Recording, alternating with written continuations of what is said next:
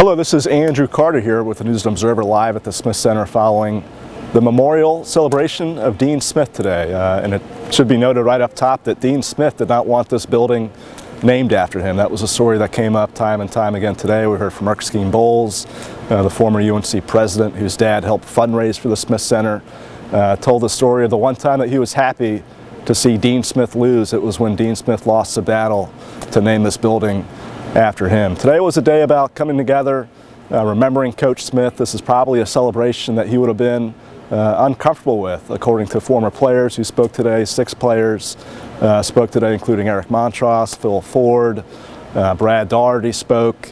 Kind of a who's who was in attendance today as well. Mitch Kupchak, Larry Brown, Les Robinson, the former NC State coach, Bobby Cremins, Pat McCrory, the governor, Senator Thom Tillis.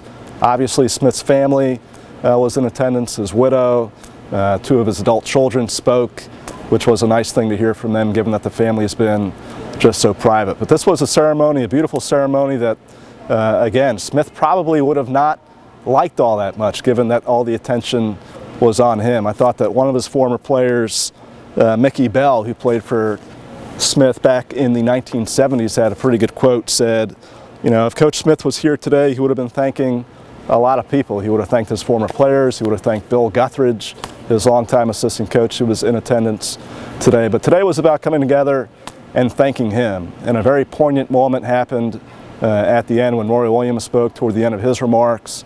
Williams invoked the famous Smith mandate when he had his players point to the assist man after a made basket. And Williams, toward the end of his comments today, basically asked everyone here in attendance to point to the sky and thank the assist man. And I thought that was a beautiful way for him to give a tribute.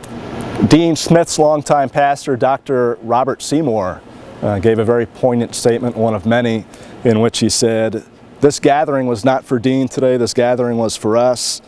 He didn't need it, but we needed it, you and I needed it. And I thought that was a good way to kind of sum up the celebration here today. This was a gathering for anyone who had been touched by Coach Smith. You had just common everyday fans here. You had people who had known Coach Smith for decades. And a beautiful celebration here at the Smith Center, which again is a building named after him, an honor that he didn't want even, but nonetheless a wonderful celebration of his life here today. We have a lot more on this story at newsobserver.com, and of course a lot more coming in the paper tomorrow.